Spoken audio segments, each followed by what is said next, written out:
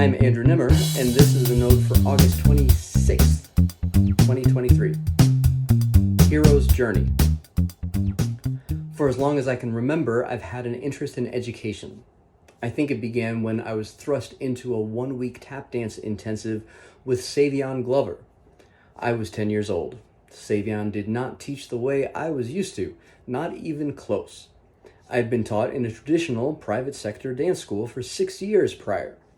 Not even my general schooling prepared me for Savion's approach. Even though I attended magnet schools and was involved in accelerated programs, the informality of Savion's teaching style was jarring, then exhilarating, then all I wanted. Savion was only 17 years old when I first began working with him. He taught the way he had been taught, informally, in the manner apprentices learn from masters. He was learning from the masters of the craft and was now teaching in the same manner. Show, explore, then practice. Demonstrate the goal. See who gets what of it on the first pass. Explore what is required knowledge for further understanding. Run as many passes as necessary until the student is able to replicate the goal within degrees of variability. Nothing in this world is as precise as we might think. In this process, information is unveiled on a need-to-know basis. Things were broken down for the sake of correction and replication. If the student got it on the first pass, new goals were set, and the process began again. There was no linear curriculum per se. There was exploration of ideas, new examples of expressing the craft, and discovery of creative choice within the context of the tradition of the craft. Each attained goal was reason to celebrate in a very real way. Each goal was an inch of territory conquered in tap dance land. It was an inch of growth in the journey of formation. Most of it was personal. For me, it wasn't until I was 21 years old and working with Savion again in the short-lived company Tie-Dye that group formation became a topic of conversation. Thinking through how we danced together was as important as how we danced as individuals. Having now been a tap dance educator for more than half of my life, going on 26 years, I consider the group dynamic just as important as what is going on with the individual. The balance is tenuous. In tap dance land, each individual requires a particular amount of skill to play. However, that skill is sharpened by, even pressed into service for, the group dynamic.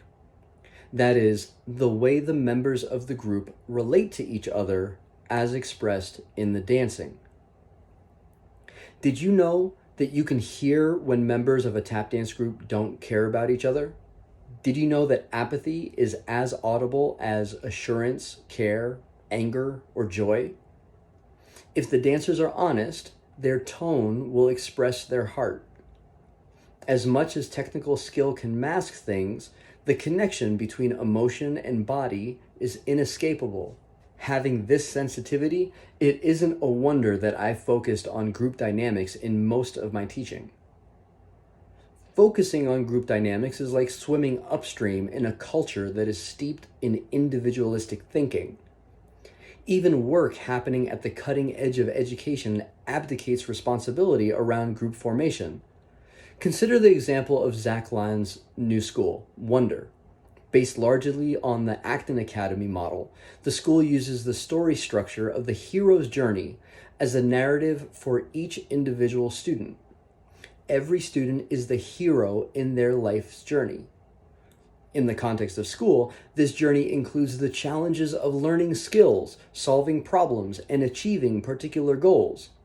By all accounts, this is a wonderful way to contextualize learning, and the learning outcomes that Acton and Wonder share are impressive. I just can't help thinking that something is missing. Heroes are individual people, and the hero's journey is focused on the individual. Frankly, there is only so much an individual can do before requiring relationship, both from the formation standpoint and that of impact. To grow, one must recognize how they are in relationship with others. To consider impact, we must be considering how what we do affects others within our reach.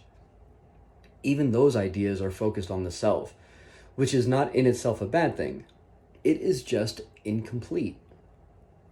Imagine for a moment a group of individuals committed to a certain goal, say running a business together.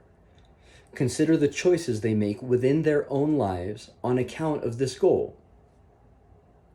Imagine again that part of their journey was a conversation not only around what, which is significant, but also the how. Imagine the how covering the business logistics and the relational dynamic among the group.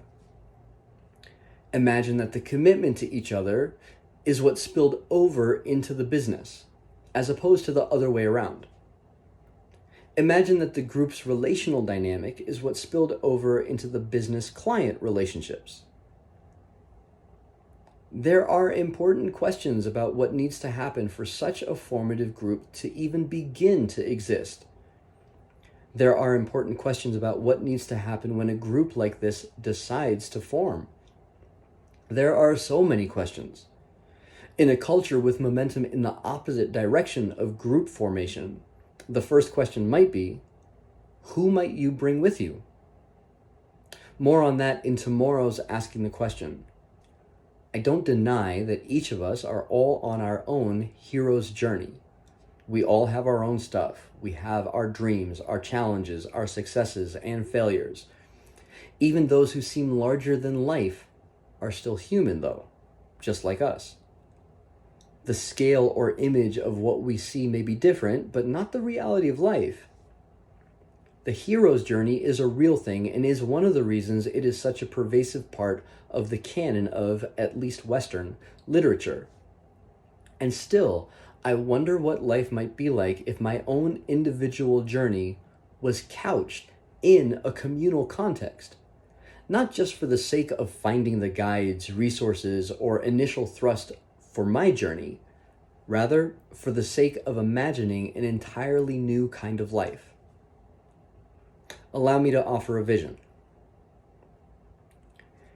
In the world of spiritual formation, the idea of spirit addresses the inner energy that animates any particular action. The spirit within a person dictates the direction of the action, not in a right and left kind of way, but rather a good or evil kind of way. Within this context, that accepts the idea of good and evil, and accepts the idea of inner energy or spirits that animate life in particular directions, there would be spirits of good and spirits of evil. By logical extension, then, there must be a spirit that is completely good, even perfect. This may be called the Holy Spirit, even the Spirit of God. Meanwhile, spirits that animate evil may be called demonic, with Satan being the complete embodiment of such things. Now, for a moment, imagine a community of people for whom every member was animated by the Holy Spirit. Can you imagine a group of people being animated by a common spirit? Can you imagine how they would relate to each other? Can you imagine what kinds of actions would flow from the Spirit which they all shared? The book of Acts in the Christian Bible recounts the earliest such communities to be documented in which everyone in the community was animated by the Holy Spirit. If you haven't read that book, it's worth considering. Admittedly, this vision may be beyond our imagination right now. It may sound utopian or unrealistic. We may be so used to examples of a common spirit being shared among people within the context of evil. Think about destructive mobs. That we can't get our mind around something that is common and good. But why shouldn't a shared experience of a common spirit of goodness be within reach? Even one of the Holy Spirit. I don't